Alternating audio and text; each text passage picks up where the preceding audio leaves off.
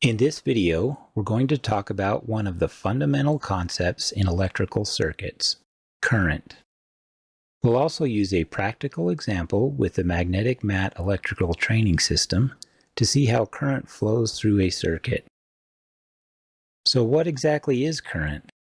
In simple terms, current is the flow of electrical charge through a conductor like a wire.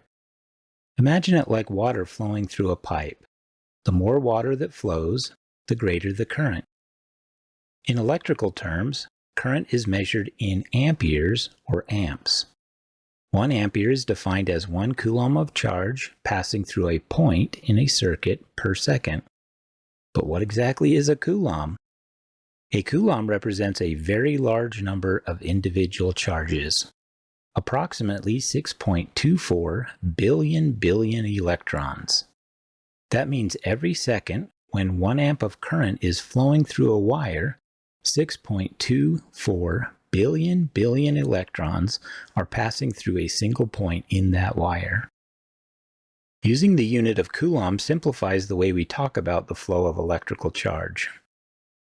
To give you an idea of how this translates into everyday life, let's look at some practical examples of current usage in common devices. When you're charging your phone, it typically draws around 1 to 2 amps. A car headlight draws between 4 and 6 amps per headlight. When you start your car, the starter motor can draw as much as 150 to 200 amps. Charging an electric vehicle like a Tesla using a supercharger can draw anywhere between 300 to 600 amps depending on the charger. Current flow direction. Up to this point, we've talked about current as the flow of electrical charge through a conductor. Let's look at how this flow works and which direction it takes in a circuit. Historically, scientists believe that current flowed from the positive terminal of a battery to the negative terminal. This idea came about before we understood the nature of electrons. We still use this model today, and it's called the conventional current flow. We now know that the actual charge carriers in a circuit, electrons, move in the opposite direction. Since electrons carry a negative charge, they are pushed away from the negative terminal of the battery and flow towards the positive terminal. This movement of electrons is called electron flow. So in summary, conventional current flow assumes that the current moves from the positive terminal to the negative terminal, and electron flow, which is the real movement of the electrons go from the negative terminal to the positive terminal. Although we understand that electrons move from negative to positive, most electrical diagrams, including those in automotive circuit design, still use the conventional current flow. When we talk about current in this video, and in most contexts, we'll be referring to conventional current, flowing from the positive terminal to the negative terminal because it remains the standard approach. Let's take a closer look at how current flows in a real-world circuit using the magnetic mat electrical training system. This will help you better understand the concept of current flow and how it interacts with the components in a simple circuit. In this example, we have a basic setup that includes a battery node, a latching switch node, and an LED node.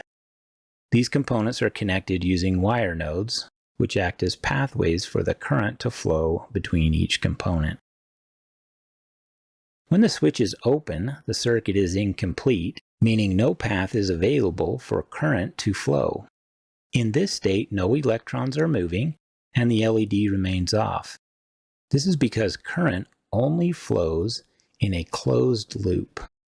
If there's any break or gap in the circuit, as in this case with the open switch, current cannot travel through the circuit. In a circuit, current only flows when there is a continuous closed path for the charge to move through. When the switch is closed, the circuit becomes complete, allowing current to flow from the positive terminal of the battery through the switch node and LED node and back to the negative terminal of the battery. This movement of electrons creates the flow of current. Even though electrons, which carry a negative charge, actually move from the negative terminal to the positive terminal in the circuit, we use the concept of conventional current, which assumes the flow is from positive to negative. Once the circuit is closed, the current starts to flow immediately and the LED lights up. This is because the electrons in the wire quickly respond to the electrical field generated by the battery and begin to move, completing the circuit. We can use a multimeter to measure the amount of current flowing through this circuit. To do this, we need to place the multimeter in series with the circuit, which means that the current must flow through the multimeter before continuing through the rest of the circuit.